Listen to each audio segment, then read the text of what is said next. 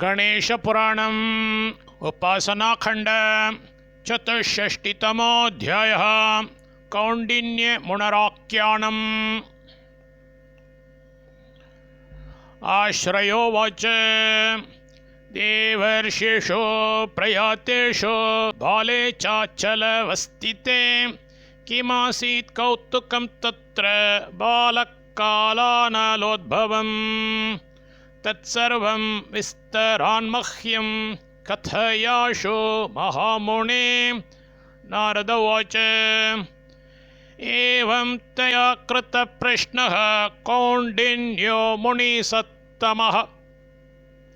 यदब्रवीच्चचीभर्तस्तत्त्वं शृणु मयोदितं।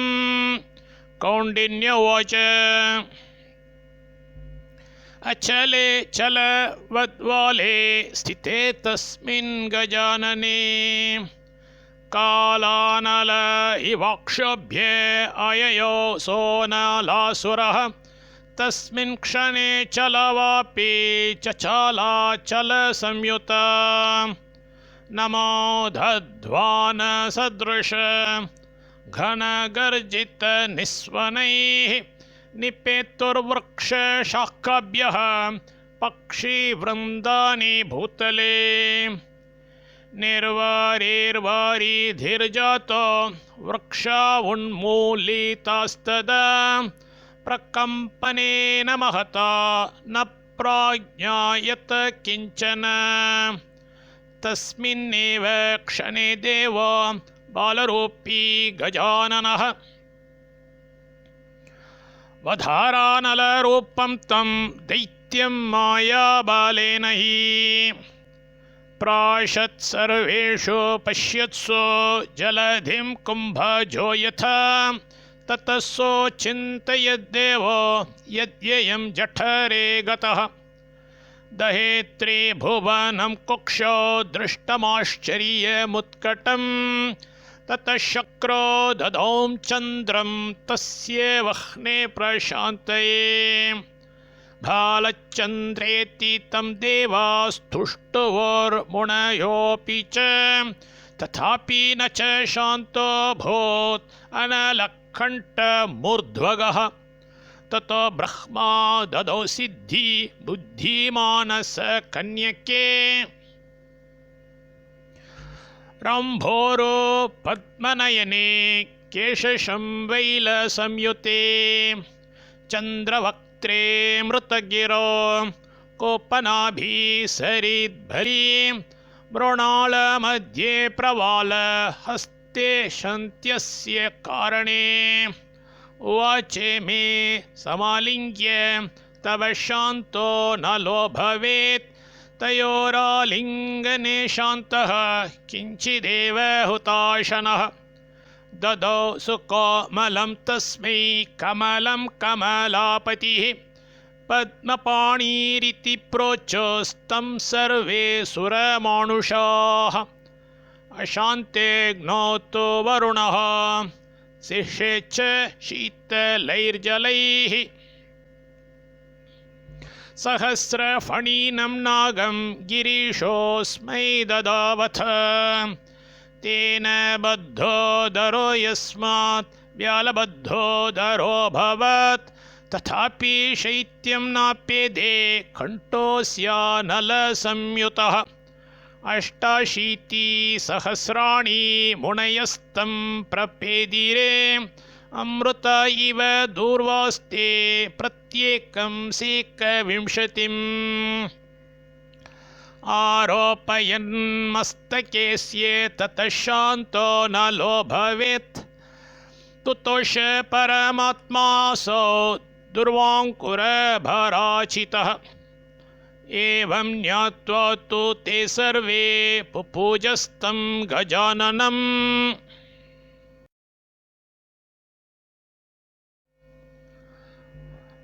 दुर्वाङ्कुरैरनेकैस्तैः चहर्षांसो गजाननः उवाच च मुनीन् देवान् मत्पूजा भक्तिनिर्मिता महती स्वल्पिका वापि वृत्ता दुर्वाङ्कुरैर्विना विना दुर्वाङ्कुरै पूजा फलं केनापि नाप्यते तस्माद् उषसि मद्भक्तैरेकावाप्येकविंशतिः भक्त्या समर्पिता दूर्वा ददाति यत्फलं महत् न तत्क्रतु शतैर्दानैर्व्रतानुष्ठानसञ्चयैः तपोभिरुग्रैर्नियमैः कोटिजन्मार्जितैरपि प्राप्यते मुनयो देवा यद्दूर्वाभिरवाप्यते कौण्डिन्यवाच इति तत् वचनं श्रुत्वा देवा दूर्वाङ्कुरैः पुनः आनर्चु परमात्मानं देवदेवं गजाननं जगर्जानन्दयुक्तोऽसौ नादयन् रोदसी भृशं हृष्टानां सर्वदेवानां मुनीनां च नृणामपि अनेकशो वरान् दत्त्वा पिदधे बालरूपधृक् कालानलप्रशमन इति तं ते समुचिरे प्रासादे निर्मिते सर्वे स्थाप्य मूर्तिं गजाननीं विघ्नहरोऽयमित्यस्याभिधां चक्रोर्मुदासुराः अत्र स्नानं तथा दानं तपोनुष्ठानमेव च अनन्तं जायते विघ्नं हरस्यास्य प्रसादतः जयप्राप्तो जयस्तेन पुरं च विजयाम्भिधं सर्वेषां च हता विघ्ना विघ्नहर्तेति सोऽभवत् कौण्डिन्यवाच इति ते कथितं सर्वं दूर्वामाहात्म्यमुत्तमम् श्रवणात् पठनाच्चास्य सर्वपापक्षयो भवेत्